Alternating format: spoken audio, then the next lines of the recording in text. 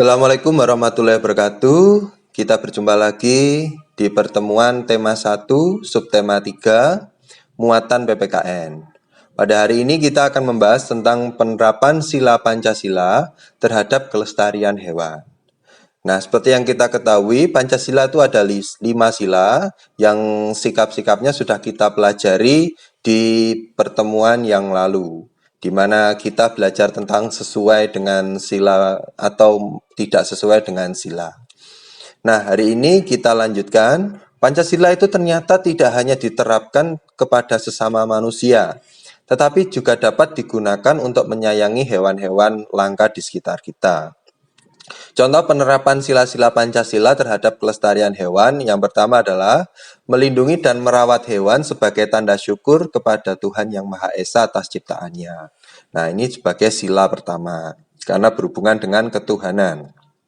Dan bersyukur bahwa Tuhan itu menciptakan makhluk hidup itu tentu ada manfaatnya. Yang kedua, berhubungan dengan kemanusiaan, yaitu menolong hewan yang terluka atau menolong hewan-hewan yang mungkin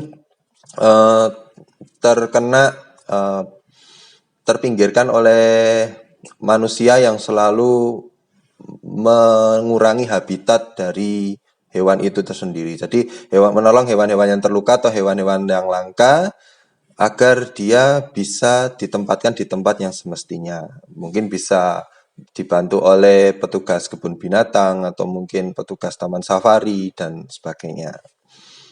Yang ketiga, memiliki kebanggaan terhadap hewan-hewan asli Indonesia yang unik dan beragam, sesuai dengan sila yang ketiga, keberagaman.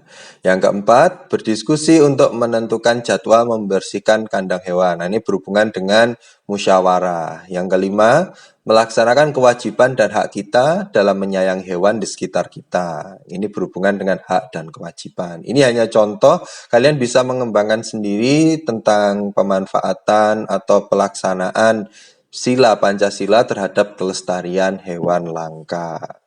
Nah, ternyata pemerintah itu maupun masyarakat ternyata sudah melaksanakan upaya-upaya pelestarian hewan.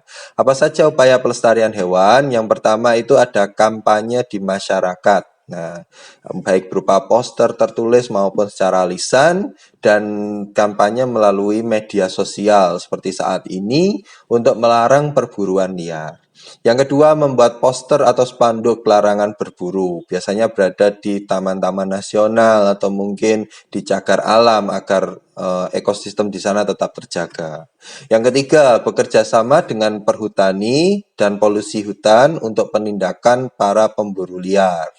Yang keempat, membuat aturan tegas tentang perburuan binatang langka.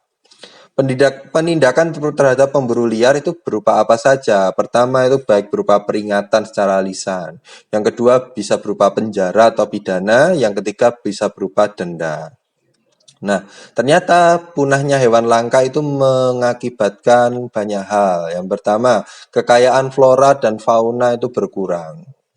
Yang kedua, pengetahuan tentang hewan hanya sebatas cerita zaman dahulu. Jika kali ini pada tahun-tahun ini mungkin ada hewan yang punah, mungkin anak cucu kita tidak akan bisa mengetahui tentang hewan langka itu. Jadi hanya sebatas katanya saja. Dan yang ketiga, mempengaruhi ekosistem dan rantai makanan apabila salah satu hewan itu langka atau misal konsumen puncaknya itu sudah habis, tidak ada, ya sudah, berarti rantai makanan akan berubah dan mempengaruhi ekosistem yang ada di habitat itu atau lingkungan itu. Mungkin itu saja pembahasan PPKN pada hari ini. Kita sambung di pertemuan selanjutnya. Nah, kalian tetap belajar agar bisa memahami tentang pelaksanaan sila Pancasila di kehidupan kita sehari-hari. Sekian dari Pak Irfan, mohon maaf apabila ada kesalahan. Wassalamualaikum warahmatullahi wabarakatuh.